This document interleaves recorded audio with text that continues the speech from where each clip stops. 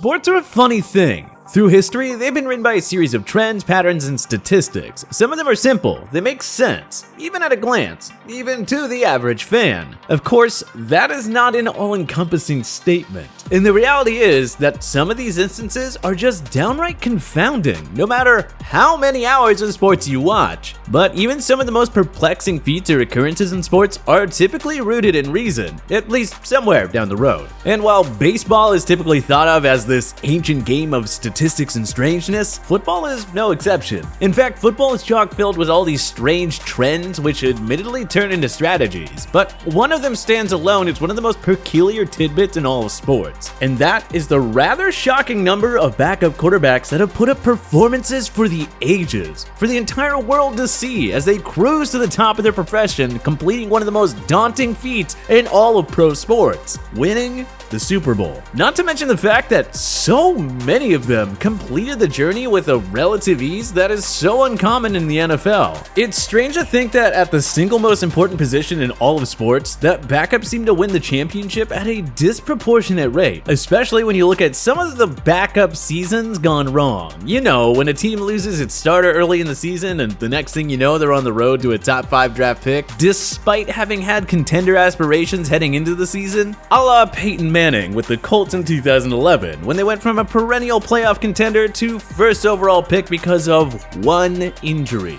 Most everyone should remember the big-name backups from recent years. Nick Foles, and rather poetically, his competitor from the very same Super Bowl, Tom Brady, who started off his own career winning a Super Bowl as a backup in New England. Even some of the old-time legends like Roger Staubach and Jim Plunkett had their big breaks come after relieving their team's starter and leading them to Super Bowl glory. There's Pro Bowlers like Kurt Warner, who won a ring with the Rams in 1999 after middling about in NFL Europe obscurity. He was backing up Trent Green, who went down with a torn ACL prior to the start of the greatest show on turf season. Seriously, the list goes on and on. Of course, there were also the Trent Dilfers of the world, but even Dilfer, who many argue is carried by a tank of a defensive unit, did his part to help that legendary 2000 Ravens team win a title. After all, the team did endure a brutal 4-week stretch under his predecessor Tony Banks, during which they failed to score an offensive touchdown. And in that Super Bowl, Dilfer did exactly what he had to. 12 completions, 153 yards, and 1 touchdown. By no means elite, but he took care of the ball and did what he had to do to let that buzzsaw of a defense do its thing. The trend or statistic is interesting in and of itself, but perhaps more compelling is the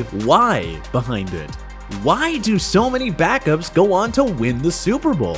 After all, it's not like all these backups won their Lombardi trophies in the same era, nor is there very many common denominators for their playstyles or how the rest of their careers played out. These stories go way back through the annals of time and even have epic performances from non-Super Bowl winners like Frank Reich, who led an insane playoff comeback up in Buffalo all those years ago. So what is it about the NFL, and what is it about these backups that have them performing at the highest level and delivering for their team when it matters most? Well, let's take a look back at some of the more memorable backup quarterbacks to win the Super Bowl and see if we can unpack the why behind their shocking success. The first Super Bowl era iteration of this Cinderella story took place way back in 1971 when Roger Staubach entered the national spotlight for America's team. It was Dallas's first season at its new Texas stadium, and the Cowboys were coming off a promising but disappointing 1970 campaign, losing a heartbreaker in the Super Bowl to the Baltimore Colts by a score of 16-13. During the 1970 season, head coach Tom Landry had been toggling back and forth between the team's original starting quarterback Craig Morton and Roger Staubach.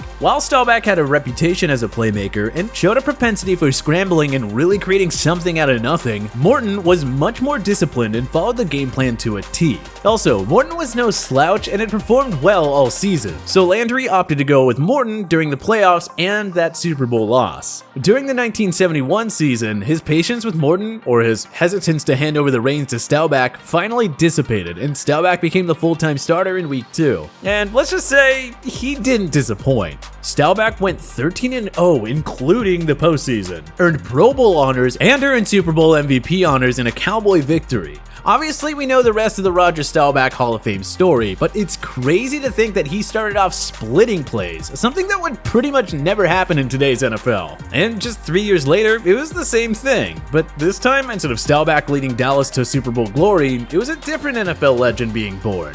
Terry Bradshaw. Bradshaw took over for Joe Gilliam in week 7 of the regular season, and almost immediately, the change in the team was palpable. He wasn't necessarily beating teams by himself, as he wasn't known for having an overwhelmingly strong arm or anything like that, but Bradshaw was a winner. And while Gilliam had a tendency to throw the Steelers out of games with careless mistakes, Bradshaw was about as trustworthy as it gets. He really had a feel for the team, and he knew all he had to do was protect the ball, make a few timely throws, and the Steelers' vaunted defense could take care of the rest. And that was where Gilliam just couldn't keep it together. Through 6 games as a starter in '74, he threw 8 interceptions to just 4 touchdowns, and the Steelers were still able to go 4-1-1. That's just how talented those '70s Pittsburgh teams were. Now, that's not to say that Bradshaw didn't do his part. After all, he did continue to raise his level once the postseason rolled around. In 3 playoff victories, he threw for 394 yards and 3 touchdowns, while surrendering just 1 interception. The rest was up to Franco Harris running the ball and that beastly defense. Similarly, Jim Plunkett took over the helm for the Raiders in 1980. After starting the season off 2-3, the Raiders got a blessing in disguise when starting quarterback Dan Pastorini went down with a leg injury. Although Plunkett sputtered in relief during that first outing, throwing 5 interceptions in what would end up as a 31-17 loss, he bounced back in a big way and led the Raiders to one of the most shocking turnarounds in NFL history. The Raiders rattled off 9 wins in their 11 remaining regular season games and swept their way through the playoffs, dispatching the Eagles in the Super Bowl by a score of 27-10. And of course, Plunkett balled out, throwing for 261 yards, 3 touchdowns, and no interceptions en route to earning MVP honors. Not bad for a backup that was throwing 5 interceptions in relief just a few months prior. While the next couple of Super Bowls were captured by 2 Joes who were anything but average, Plunkett, this time obviously not a backup anymore, would lead the Raiders back to Super Bowl 18, where he and the Raiders dominated the defending champion Redskins in a 38-9 thumping. But just a few years later, the Redskins returned to the throne, this time behind a backup of their own in Doug Williams. Of course, it's worth mentioning that the fact Williams had been relegated to a backup in the league was one of the more baffling decisions of all time. Williams' previous NFL home was Tampa Bay, where the owner, Hugh Culverson, refused to pay Williams, who is earning just $120,000 per year, far and away the least of any starting quarterback in the league. To add insult to injury, there were 12 backups that made more than Williams too. But Culverson was stubborn as a mule, so Williams fled to greener pastures, taking a deal in the upstart United States Football League with the Oklahoma Outlaws. And just like that, the Bucks were back to the Yucks and went 2-14 the following season. Once the USFL was shut down, Williams found a home in Washington, where his former offensive coordinator in Tampa Bay, Joe Gibbs, was now the team's head coach. Although Gibbs didn't give Williams a starting job right away, when an injury provided the QB with an opportunity, boy did Gibbs look good for bringing him into the fold in Washington. Gibbs did toggle back and forth between Jay Schroeder and Williams once the former returned from injury, so much so that the two developed a rather tense relationship, mostly due to Schroeder's disdain for the threat that Williams posed to his job. Despite only starting 2 games the entire season, Williams saw enough action and performed well enough to win over the coaching staff heading into the playoffs. And once again, he delivered. During the postseason, he threw for 666 yards, 7 touchdowns, and just 2 interceptions, as the Redskins won the whole damn thing. He was particularly impressive in the grand finale too, throwing 29 passes for 340 yards with 4 touchdowns, cruising to a Super Bowl victory and MVP honors. Each of the next decades started off with triumphant backups as well, with Jeff Hostler replacing Phil Simms in Week 16 of the 1990 season to lead the Giants to a Super Bowl, and Trent Dilfer doing the same for the Ravens in Week 9 of the 2000 season. And obviously, everyone knows about the kid named Tom who took over for Drew Bledsoe during the 2001 season, and well, he turned out pretty well. Even if he did lose to a backup challenger of his own in Nick Foles about a decade and a half later, which in and of itself is a pretty crazy phenomenon. So at this point,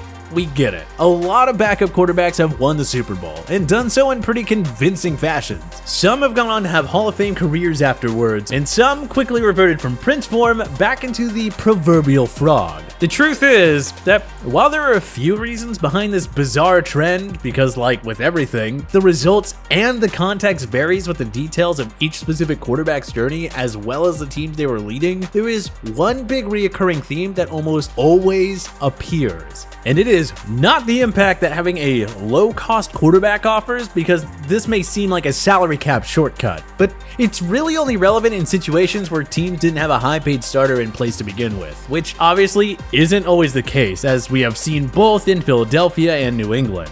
I think there's something very unique to the makeup of a backup quarterback that makes them so successful in crunch time. Think about it, to stick around in the league as a backup quarterback, a guy that, in reality, if everything goes right, is never going to see the field. So, to stick around, at the very least, you have to be a likable guy, and that means getting along with your teammates and the coaches. While that warm relationship might not always extend to the starting quarterback, as the competitive tensions are at times unavoidable, there are a plethora of quarterback duos who have been thick as thieves. Admittedly, this isn't a very X's and O's reason, but at the end of the day, football is a combat sport, and there are some guys that players simply want to go to war with. This is a sentiment that we have repeatedly seen mentioned in Philadelphia, where, while starter Carson Wentz is more talented than Foles, the team just seemed to mesh with Foles better. Same with Doug Williams in DC and Terry Bradshaw in Pittsburgh. To succeed as a backup, you need to have an absolutely iron will. And once you prove yourself and can get your teammates to believe that you can win them games, their belief in the team only becomes magnified.